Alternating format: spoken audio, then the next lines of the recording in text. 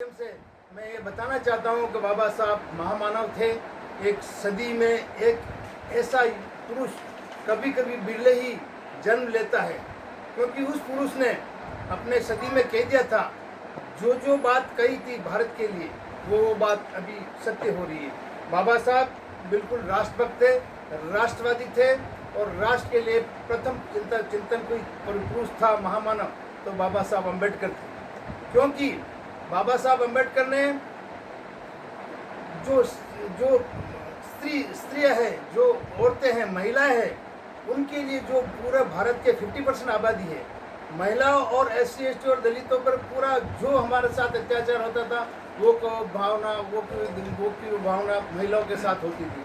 बाबा साहब ने उनके लिए भी संघर्ष किया और मातृत्व लीव, मैटरनिटी लीव जो आज ये उठा रहे हैं फायदा मैटरनिटी लीव का, वो बाबा साहब ने उस वक्त ये मुद्दा उठाया था।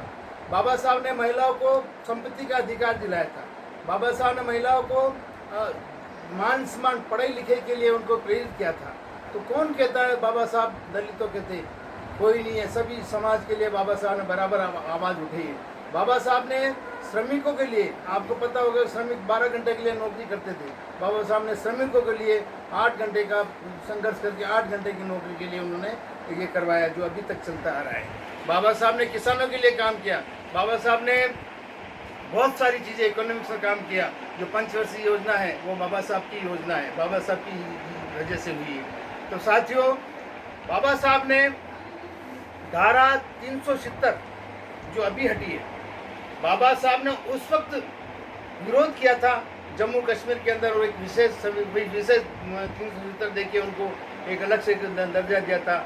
वो एक ही पुरुष था, महान पुरुष, जिन्होंने विरोध किया था कि इसको इस तरह से अलग से इनको सुविधा नहीं दी जाए, और आज वो उसको हटवाया तो बाबा साहब की ही